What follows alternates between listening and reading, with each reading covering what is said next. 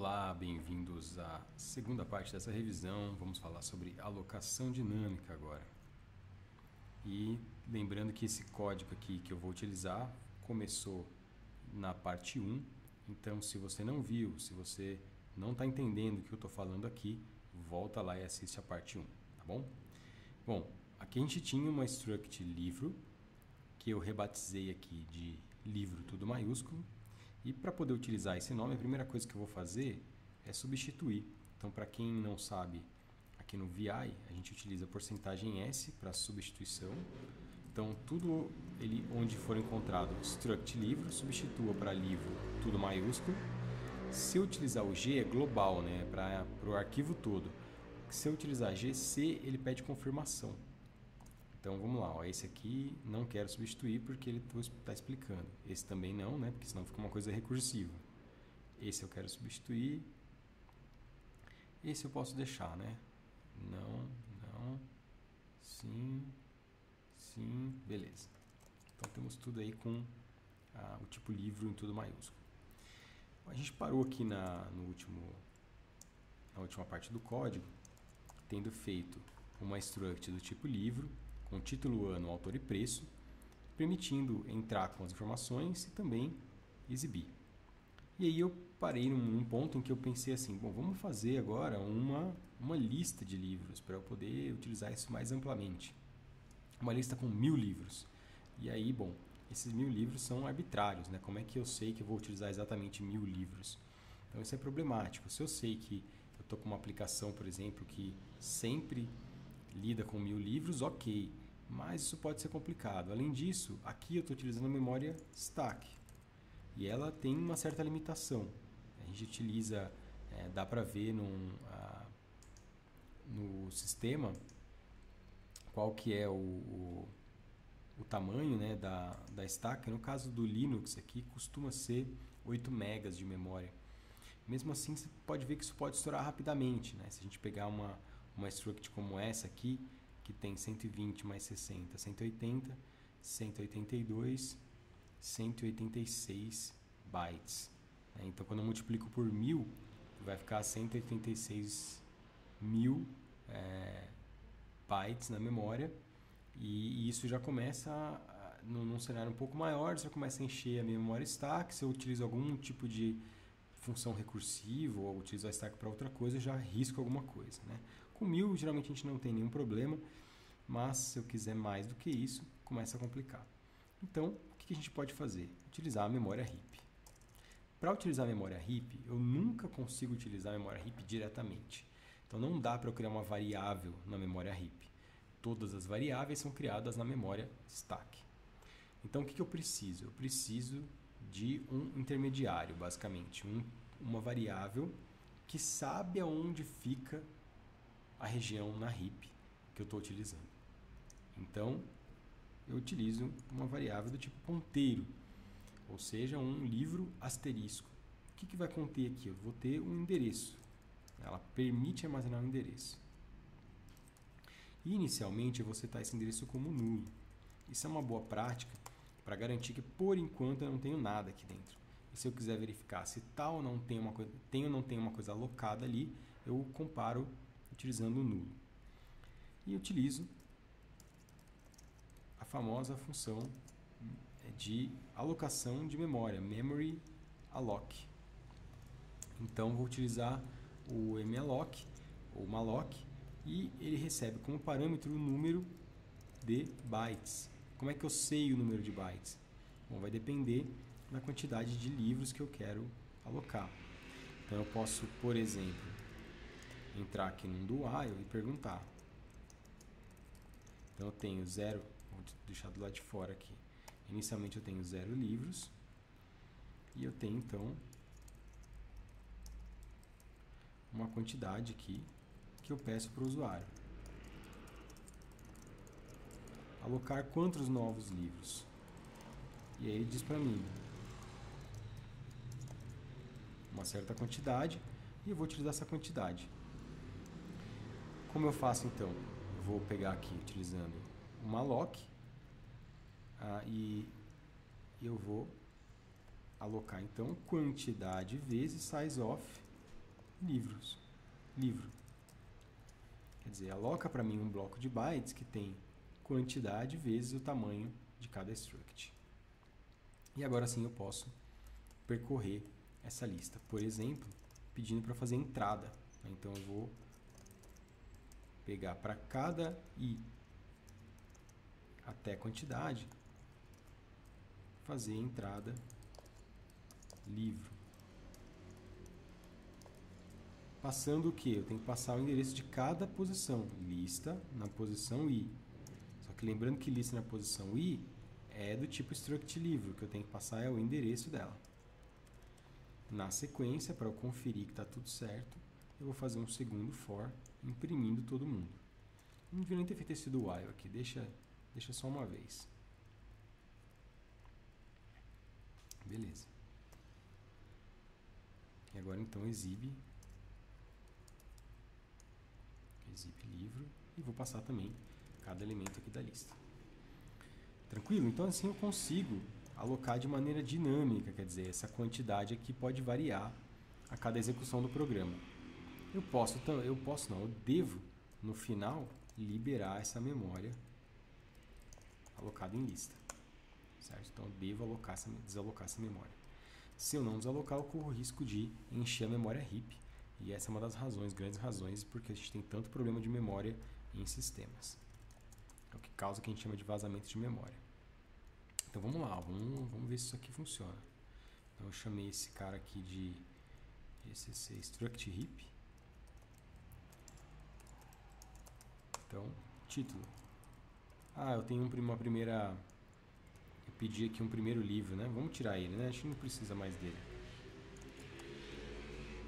Vamos tirar fora. Alocar quantos livros? 3 livros. E aí já comecei um problema, né? Lembra que na aula anterior eu falei, né? Que quando a gente tem um scanf, que a gente sabe que vai ser seguido de um fget, a gente precisa consumir esse cara de alguma forma, lá na função, aqui nessa função de entrada de livros, eu uso o getChar para isso, né? Vamos usar o espaço agora. Então, vou usar o espacinho aqui para ele consumir. Vamos ver se vai funcionar, né? Para ele consumir esse cara aqui. Então, 3 livros. Né? Não foi legal. Eu tenho que fazer com o getChar mesmo.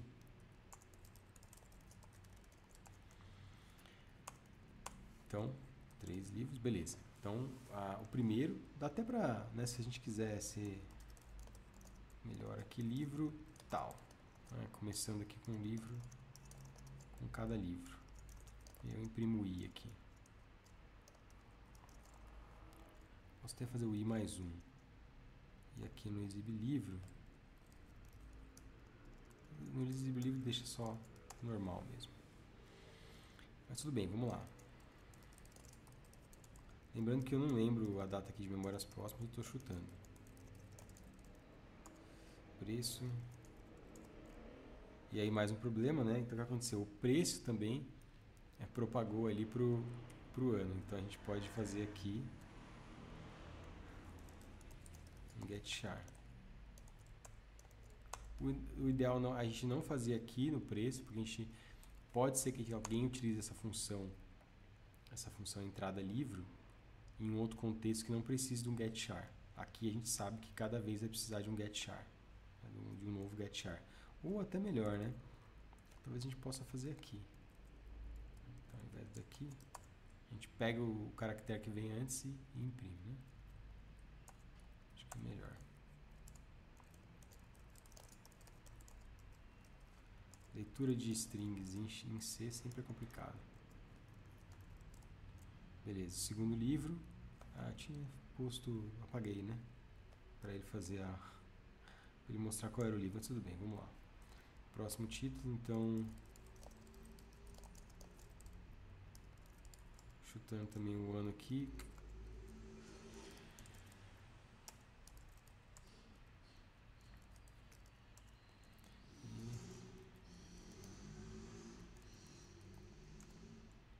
E aí deu problema de novo. Aí eu digitei o ano no lugar, o autor no lugar do ano. Agora o problema foi de usuário. Joinha pra mim. Vou aproveitar para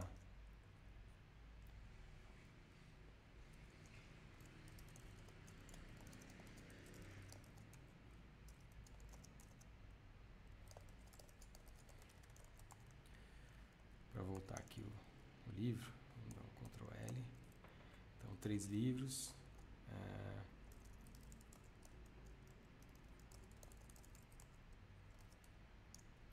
Baixei bem o valor.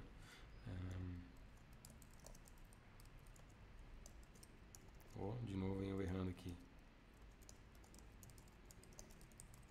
O ideal, né? Você pode até pensar, falar, poxa, como é que eu me livro desse problema aí, né? Bom, olha eu, né? Porque o título é o ano.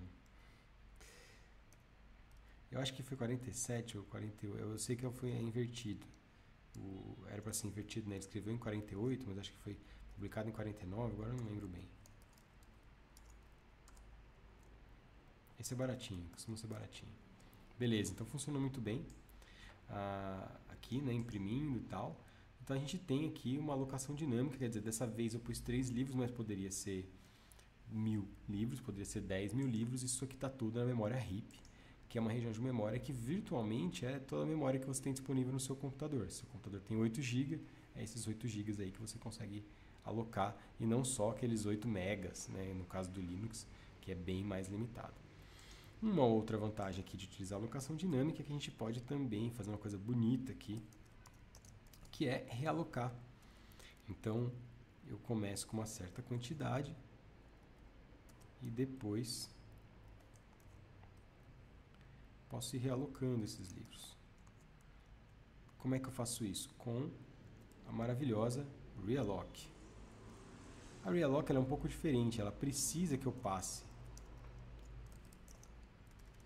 para ela um endereço na RIP inicial, porque como ela vai realocar, ela está realocando um endereço que já existe. Pode ser que o endereço se mantenha, ou pode ser que ela tenha que trocar esse endereço. É por isso que eu passo o endereço atual e ela me retorna um novo endereço na região de memória, que pode ser o mesmo ou não.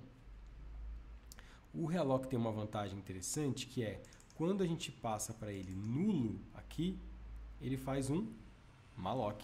Então, eu não preciso fazer malloc explicitamente.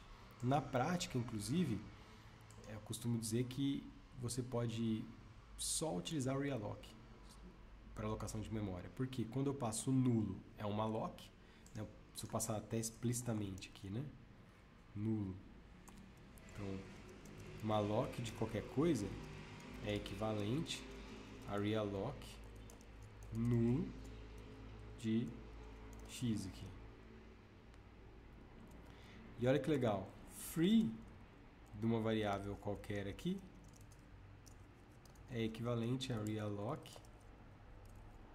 id 0. Então, então se eu nunca mais quiser usar malloc free, eu posso usar só realloc? A princípio pode, tá? Seu código vai ficar mais ilegível? Vai também.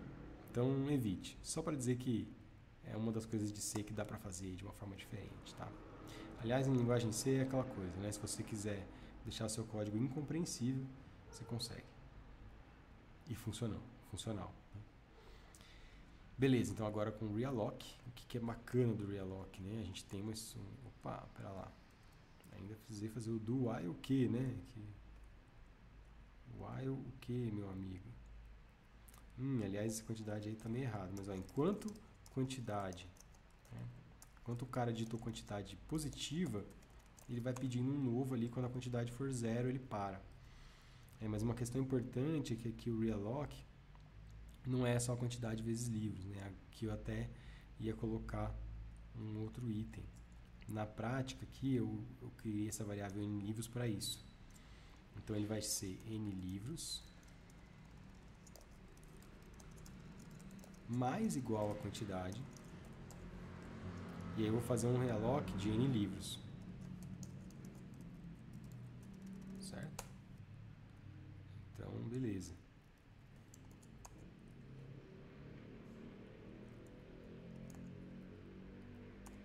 Então, alocar quantos livros? Só um.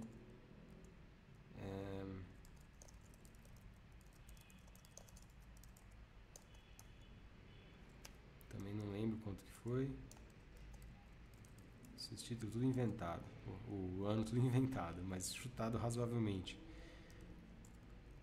Então, beleza. Ele alocou um livro. Alocar quantos novos livros? Ah, uma coisa que eu pensei aí, né?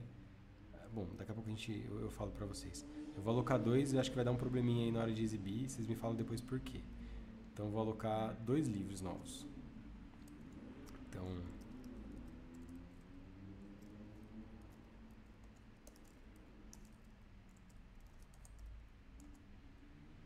E...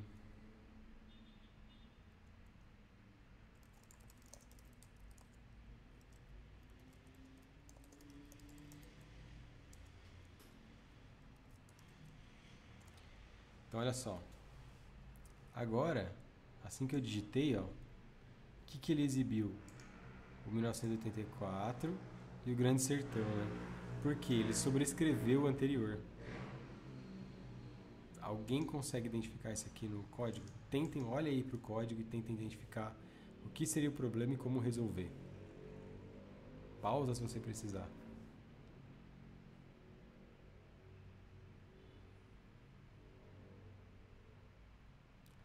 Bom, o que deu para perceber aqui, né? O que eu fiz aqui de possivelmente errado? Eu estou sempre considerando que a lista é sempre de 0 até a quantidade. E agora não é bem assim, né? A gente tem uma quantidade atual, que é no total de livros. Então aqui, a entrada de livros, ela vem de N livros, certo? Ela começa na quantidade anterior. Por exemplo, se tinha um livro, ele começa na posição 1. E ele vai até N livros. Então esse é o primeiro item aqui. É só isso? Não, porque a exibição também está diferente, né? A exibição, sim, ela vai de 0, só que não até a quantidade, sim a N livros. Então, espera aí. Aqui é a quantidade anterior. Então é N livros menos a quantidade atual. Olha só, hein? Quase errando. Então vamos lá. Vocês conseguiram ver agora, pessoal? Ficou claro aí, ó, qual que era o problema? Se não ficou, volta de novo, tá? E assiste de novo. Então vamos lá. Vou colocar um livro.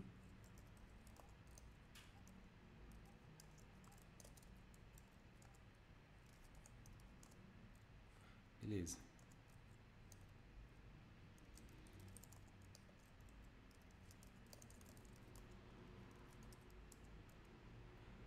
Agora ele já está até me mostrando, ó. Livro 2, tá vendo?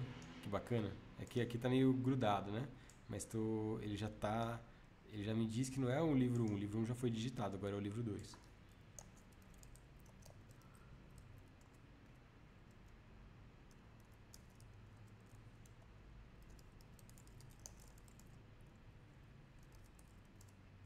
Beleza, e agora sim, ele mostrou para mim todos os livros bonitinho. Então, alocar quantos livros novos? 0, e ele simplesmente sai, né? Ele exibe os que já tinha e sai do programa. Bom, sugiro a todos que deem uma boa olhada aqui em como isso foi feito, utilizando o malloc, utilizando o realloc. A ideia, então, é como isso exatamente funciona na memória, né? A gente vai pegando aí com o tempo e vamos então para o próximo item.